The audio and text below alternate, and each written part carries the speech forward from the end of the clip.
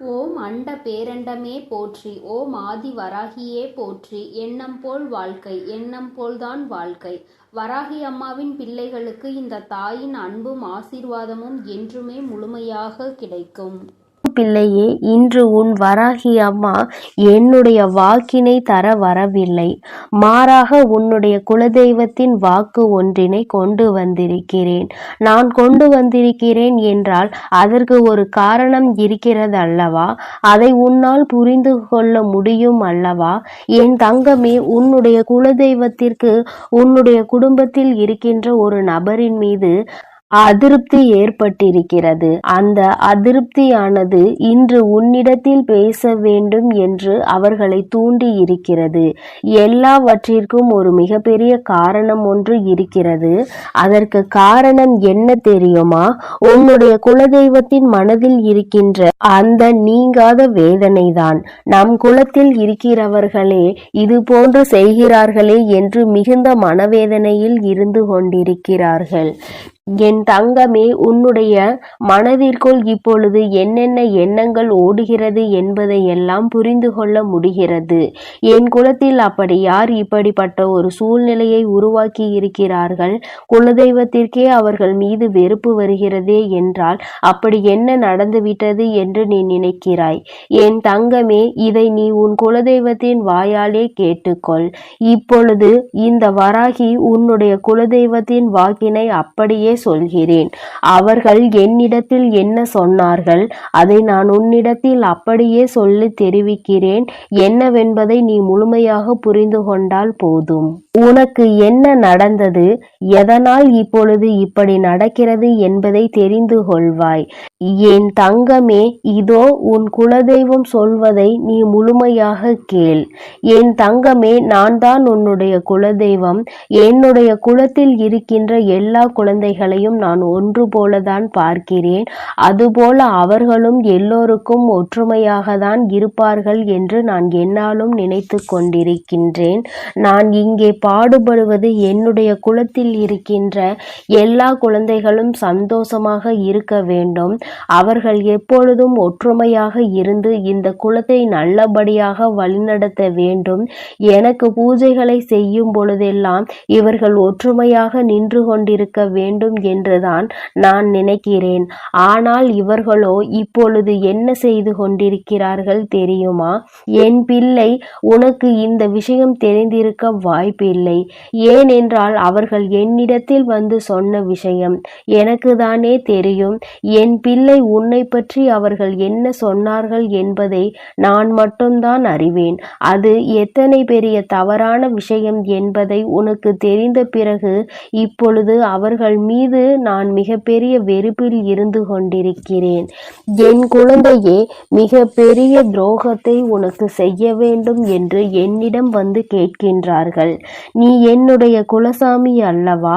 என் மனதில் இருக்கின்ற இந்த வேதனையை நீ போக்கி தந்துவிட மாட்டாயா? என் மனதை அவர்கள் வேதனைப்படுத்தி இருக்கிறார்கள். அதனால் அவர்களை எப்படியும் ஏதாவது ஒன்று செய்ய வேண்டும். அவர்கள் வாழ்க்கையில் இருந்து மீள முடியாத அளவிற்கு ஏதாவது ஒரு கஷ்டத்தை கொடுக்க வேண்டும் என்று என்னிடத்திலே வந்து கேட்கிறார்கள். என் தங்கமே, அப்படி யாருடைய மனதில் நீ வேதனையை ஏற்படுத்தி இருக்கிறாய் என்று சற்று சிந்தித்து பார். அவர்கள் இன்று உன் வாழ்க்கையே இருக்கக்கூடாது என்றல்லவா நினைக்கிறார்கள். நான் இங்கே ஒருவரின் ஒற்றுமைக்காகவும் பாடுபட்டு கொண்டிருக்கின்ற நேரத்தில் என் சன்னதியில் வந்து நின்று கொண்டு நீ வாழக்கூடாது என்று அவர்கள் சொன்ன வார்த்தை என் மனதை ரணமாக்கியது. நிஜமான உண்மை. என்னால் அதை தாங்கிக் கொள்ள முடியவில்லை. ஏன் இப்படி சொல்கின்றார்கள், என்ன பிரச்சனை என்று பார்க்கும் பொழுதுதான் எனக்கு புரிந்தது. ஏதோ சிறு மனஸ்தாபங்கள் இருக்கிறது, பிரச்சனைகள் ஏற்பட்டிருக்கிறது என்று. அம்மா உன்னிடத்தில் வந்து நீங்கள் ஒற்றுமையாக இருக்க வேண்டும் என்று சொல்ல வரவில்லை.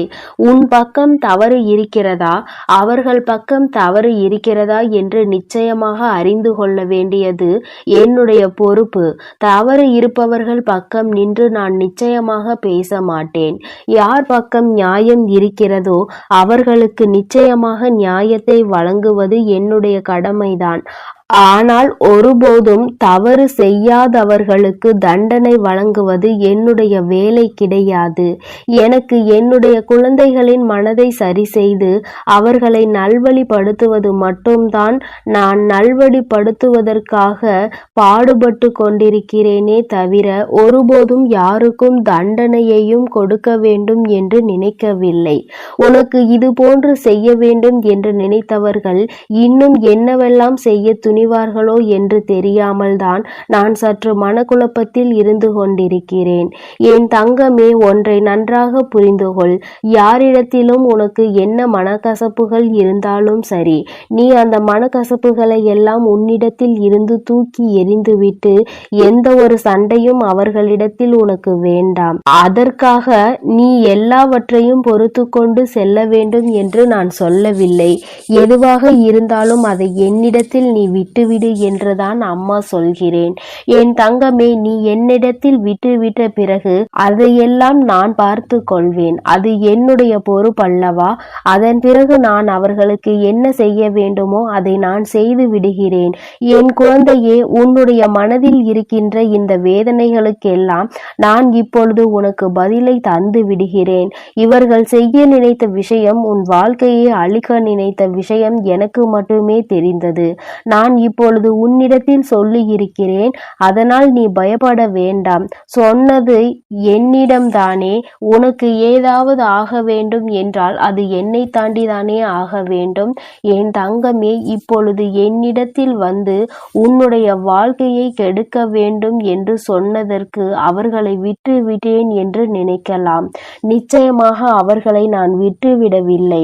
என் குழந்தையே, நீ ஒருவரின் மனதினை வேதனைப்படுத்தி இருப்பது உண்மையானால் உனக்கே அது தெரிந்திருந்தால் நிச்சயமாக நீ எந்தவித சிந்தனையும் இல்லாமல் மன்னிப்பு கேட்கலாம்.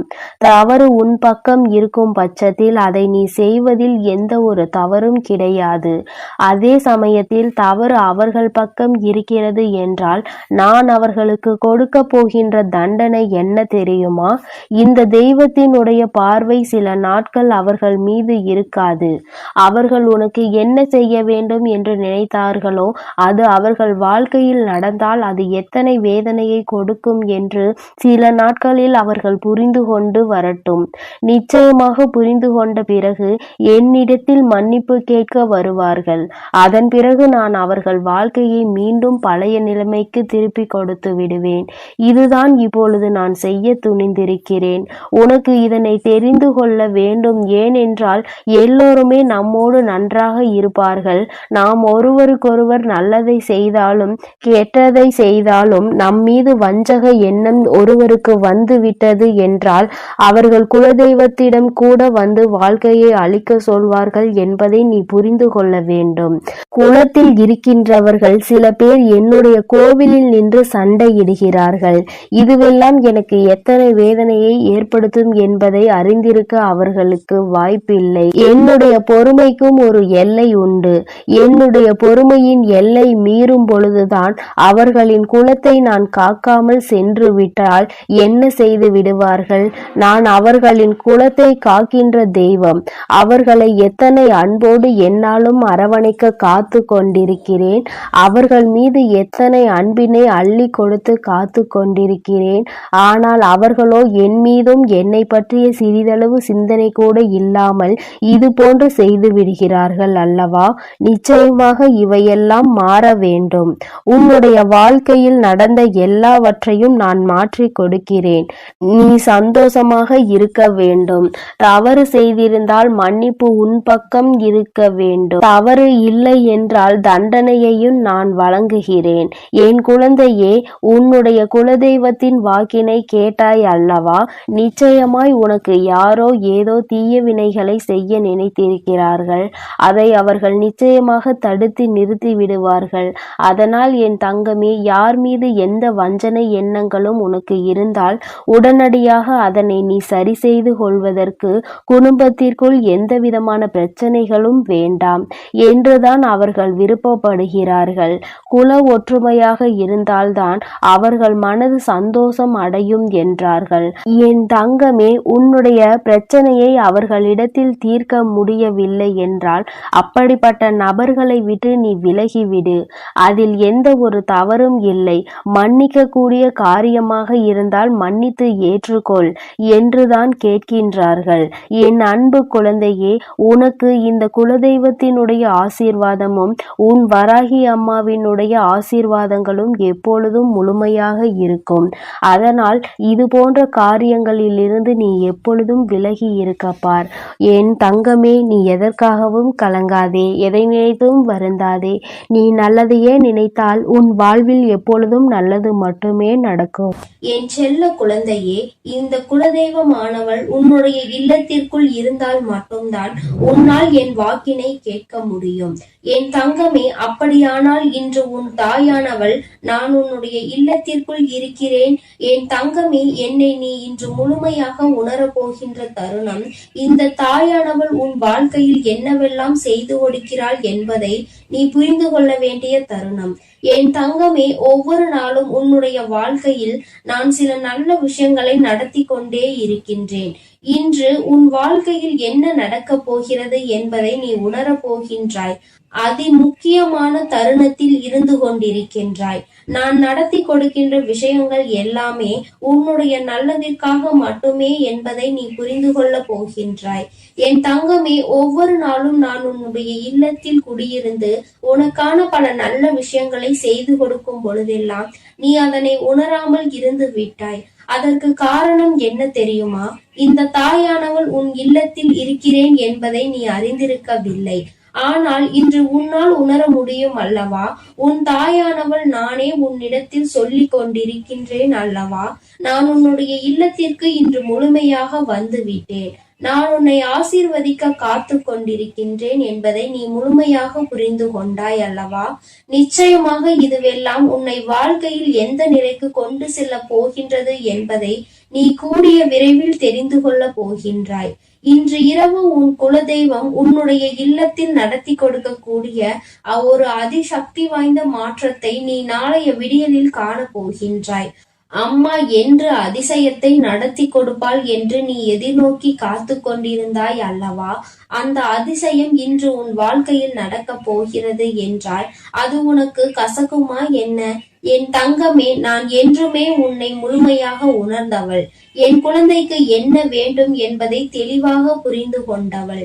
ஒரு பொழுதும் நீ கேட்டுவிட்டாய் என்பதற்காக அம்மா கண்மூடித்தனமாக எதையுமே உனக்கு கொடுத்து விடுவதில்லை. எனக்கு தெரியும் என் பிள்ளைக்கு என்ன வேண்டும் என்பது.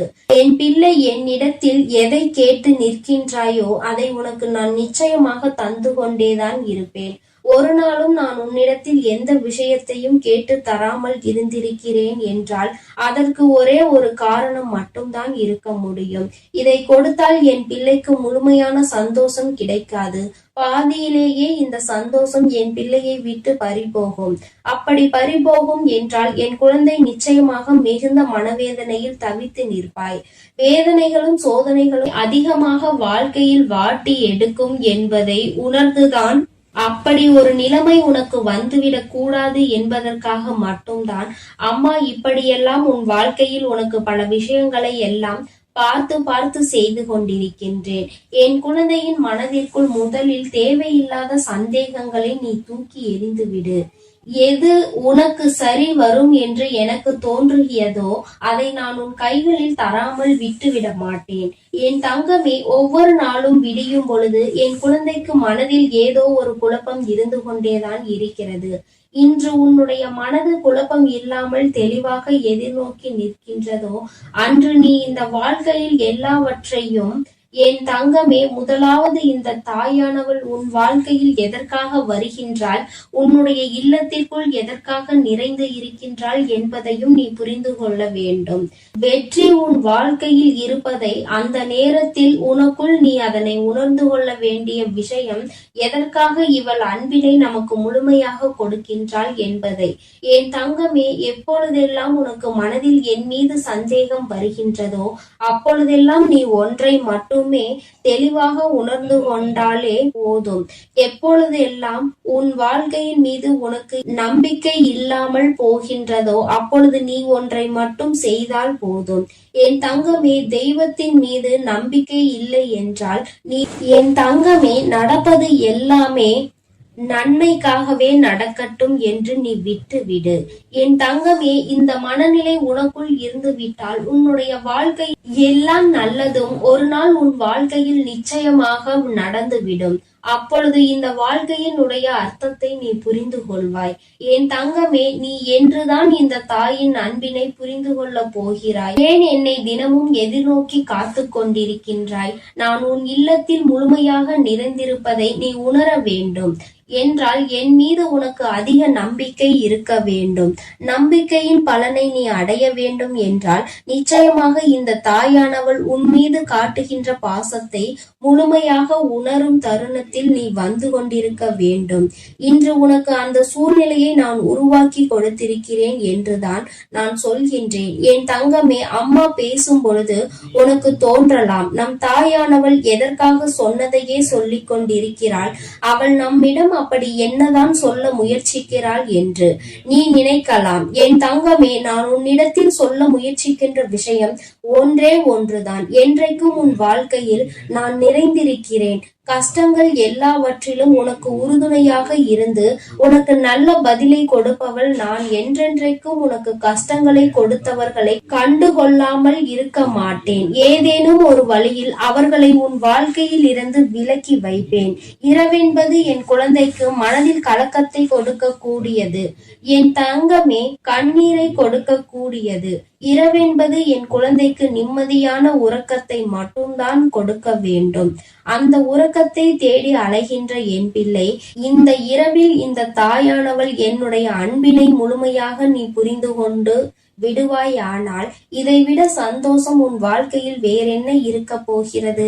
இந்த தாய் உன்னுடைய வாழ்க்கையில் முழுமையாக நிறைந்து உன் மனதை முழுமையாக ஆட்சி செய்ய தொடங்கிவிட்டேன். அது உண்மை என்றால் என் பிள்ளை, இனி உன் வாழ்க்கையில் நான் நடத்த போகின்ற அதிசக்தி வாய்ந்த விஷயங்களை நீ கண்கூடாக காண போகின்றாய் என்பதை நீ உணர்ந்து விட்டாய் என்று அர்த்தம். அம்மாவை மனதார நினைக்கின்ற என் குழந்தை, இரவில் உனக்கு உறக்கம் வரவில்லை என்றால் நன்றாக கண்களை மூடி உன் தாயானவள் என்னை பற்றி சிந்தித்துக் கொண்டே இரு. இந்த தாய் உன் வாழ்க்கையில் நடத்தி கொடுப்பாள் என்று வாக்குமூலம் கொடுத்திருக்கின்றேன். இந்த நம்பிக்கைக்கு பலன் ஒரு நாள் நிச்சயமாக உனக்கு கிடைத்தே தீரும் என்பதில் எந்த ஒரு மாற்று கருத்தும் கிடையாது. என் தங்கமே, நல்லவை எல்லாம் ஒரு நாள் நிச்சயமாக உன் வாழ்க்கையில் முழுமையாக நடக்கும். அந்த நாள் உன் தாயானவள் உன் கைப்பிடித்து கொண்டிருப்பாள் என்பதை நீ புரிந்து கொள்வாய்.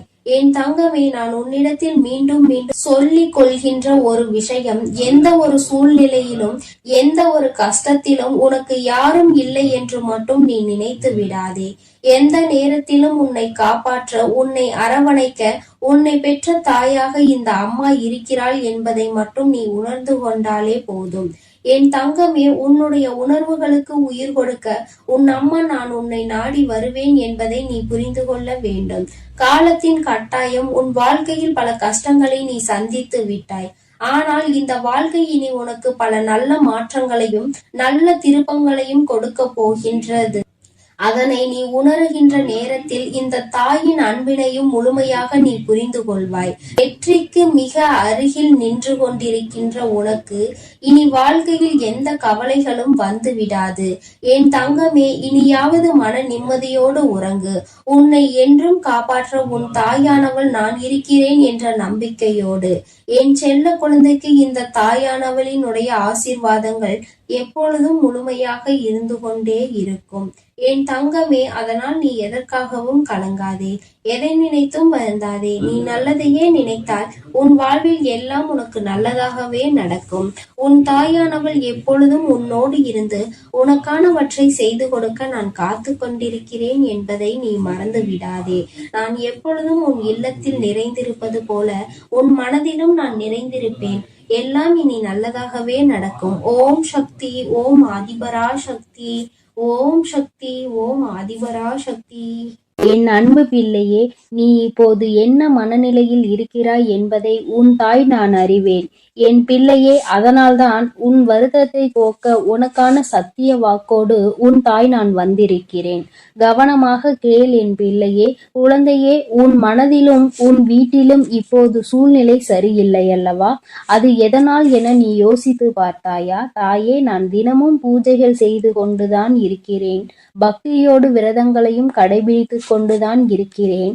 ஆனால் எனக்கு இப்படி துன்பம் மேல் துன்பமாக வருகிறதே என என்ன செய்வது என்று புரியாமல் என்னிடம் புலம்பிக் கொண்டுள்ளாய். என் பிள்ளையே, அதன் காரணத்தை உன் அன்னை அறிந்து கொண்டுதான் உன்னிடம் சொல்ல வந்துள்ளேன். என் செல்லமே, நம் குடும்பம் நன்றாக இருக்க வேண்டும் என நினைப்பது நம்முடன் இருப்பவர்கள்தான். அவர்கள் வேறு யாரும் இல்லை. உன்னுடைய குலத்தை காக்கும் உன்னுடைய குலதெய்வம் மட்டும்தான். என் அன்பு பிள்ளையே, குலதெய்வம் வீட்டில் இல்லை என்றால் வீட்டில் தொடர் கஷ்டங்கள் வந்து கொண்டே இருக்கும். எதை செய்தாலும் எதை செய்ய நினைத்தாலும் தடைகளும் தடங்கல்களும் வந்து கொண்டே இருக்கும். என் அன்பு பிள்ளையே, நீ உன் அன்னை சொல்வதை மட்டும் செய்தால் போதும். பிறகு நீ நினைத்த அனைத்தும் உனக்கு கட்டாயம் நிறைவேறியே தீரும். அதனால் கவனமாக கேட்டு முறையாக அதை செய்துவிடு என் அழகு பிள்ளையே. உன்னுடைய குலதெய்வம் இன்னும் சற்று நேரத்தில் உன் வீட்டை தேடி வந்து விடுவார்கள். பிறகு உன் வீட்டில் நடக்கும் அனைத்து நல்லது கெட்டதுகளிலும் அவர்கள் கலந்து கொள்வார்கள். உன்னுடைய வீட்டில் எப்பொழுதும் மங்களகரமான நிகழ்வுகள் நடந்து கொண்டே இருக்கும். அதனை முழுமையாக நம்பி இந்த பதிவினை நீ முழுமையாக கேட்டுவிடு என் செல்லமே. நிச்சயம் உனக்கான நல்லது கூடிய விரைவில் நடக்கப் போகிறது. என் அன்பு பிள்ளையே, நம்முடைய குலதெய்வம் என்பவர்கள் நம்முடைய குலத்தையும் நம்மையும் காத்து கொண்டு இருப்பவர்கள். அவர்கள் எப்போதும் நம்முடன் தான் இருக்கிறார்கள். ஆனால் சில சமயங்களில் நாம் ஏதாவது அவர்களுக்கு பிடிக்காதது போல ஏதாவது ஒரு தவறை செய்து விட்டாலோ அல்லது அவர்களை நாம் வெறுக்கும்படி ஏதாவது ஒரு நிகழ்வை நிகழ்த்தி விட்டாலோ, நாம் செய்தாலும் சரி, நம் குடும்பத்தில் இருப்பவர்கள் யாராவது ஒருவர் அதை செய்து விட்டாலும் சரி, அவர்கள் அதனால் மனம் வருந்தி நம் வீட்டை விட்டு வெளியே சென்று விடுவார்கள் தங்கமே. அதனால் தான் சொல்கிறேன், எப்பொழுதும் குலதெய்வத்திற்கு விளக்கு போட்டு வணங்கி கொண்டே இரு என்று. நீ வணங்கி கொண்டே இருந்தாலும் நீ செய்யாத தவறுகளுக்காக கூட அவர்கள் உன் வீட்டை விட்டு சென்று விடலாம். ஏனென்றால் உன் வீட்டில் இருக்கும் யாராவது ஒருவர் அந்த தவறை செய்திருக்க கூடும் அல்லவா? அதனால் தான் இப்படிப்பட்ட நிகழ்வுகள் நடந்து கொண்டிருக்கும். வீட்டில் இருக்கும் குலதெய்வம் வெளியில் சென்று விட்டாலே நம்முடைய வீட்டில் தொடர்ந்து பிரச்சனைகளும் தோல்விகளும் நம்மை வாட்டி வதைத்து கொண்டே இருக்கும். நிம்மதியான ஒரு வாழ்வை நாம் வாழ முடியாத அளவிற்கு அது நமக்கு தீமையை கொடுத்துவிட்டு சென்றுவிடும் தங்கமே. அது உன்னை கஷ்டப்படுத்துவதற்காகவும் உன்னை வேதனைப்படுத்துவதற்காகவும் அவர்கள் கொடுப்பது கிடையாது. நீ அதை புரிந்து கொண்டு மீண்டும் சரியான வழியில் நீ நடந்து செல்ல வேண்டும் என்பதற்காக அவர்கள் அந்த சோதனைகளையும் வேதனைகளையும் உனக்கு கொடுக்கிறார்கள் என்பதை நீ புரிந்து கொள்ள வேண்டும் என் தங்கமே. இப்போது உன் அன்னை சொல்கிறேன், நீ இதை செய்து விட்டால் நிச்சயமாக அவர்கள் உன்னை தேடி திரும்ப வந்து விடுவார்கள் என் தங்கமே. என் அன்பு பிள்ளையே, குலதெய்வம் நம் வீட்டில் தங்க குலதெய்வத்தில் நேரில் சென்று நாம் அடிக்கடி பார்த்து வர வேண்டும். குலதெய்வ ஊரில் இருந்து நீங்கள் தொலைவில் உள்ளீர்கள் என்றால் அடிக்கடி குலதெய்வ கோயிலுக்கு போக வாய்ப்பு இல்லை என்றாலும் நேரம் இல்லை என்றாலும் குலதெய்வத்தில் வீட்டில் எப்பொழுதும் வணங்கி கொண்டே இருக்க வேண்டும். உன்னுடைய இஷ்ட தெய்வங்களுக்கு நீ எப்படி விளக்கு போட்டு மாலை போட்டு பூஜைகளை செய்து கொண்டிருக்கிறாயோ அதே போல உன்னுடைய குலதெய்வத்திற்கும் நீ ஒரு விளக்கு போட்டு பூஜைகளை நீ செய்து கொண்டே இருக்க வேண்டும். என் அன்பு பிள்ளையே, குலதெய்வத்தை வீட்டிற்கு வரவைக்க வெள்ளிக்கிழமை ஒரு வெள்ளை துணியை மஞ்சள் நீரில் மூழ்க வைத்து பின்னர் அதை காய போட்டு எடுத்துக்கொள். பிறகு ஏதாவது ஒரு வெள்ளிக்கிழமை அல்லது புதன்கிழமை அல்லது உங்களுக்கு கிடைக்கக்கூடிய நேரங்களில் அதில் அந்த மஞ்சள் துணியில் சிறிது திருநீரை போட்டு குங்குமம் சிறிதளவு, இது இரண்டும் உங்களுடைய குலதெய்வ கோயிலில் இருந்து வாங்கி வந்ததாக இருக்க வேண்டும். ஏற்கனவே வீட்டில் இருந்தால் அதனை நீங்கள் பயன்படுத்திக் கொள்ளலாம். அப்படி இல்லை என்றால் நீங்கள் சென்று குலதெய்வ கோயிலில் இதை இரண்டையும் வாங்கி கொண்டு வந்து அந்த மஞ்சள் துணியில் போட்டு மற்றும் எலுமிச்சம்பழம் 6 மாவிலைகள் 5 வெற்றிலை 3 பாக்கு இதனுடன் காய்ந்த மஞ்சள் துண்டுகள் இவை அனைத்தையும் ஒன்றாக சேர்த்து கட்டி வீட்டின் பெரிய நிலவு கதவில் உட்பகுதியில் கட்டி தொங்கவிட வேண்டும். இவற்றுக்கு கட்டிவிட்டு சூடம் பத்தி காண்பித்து வணங்க வேண்டும்.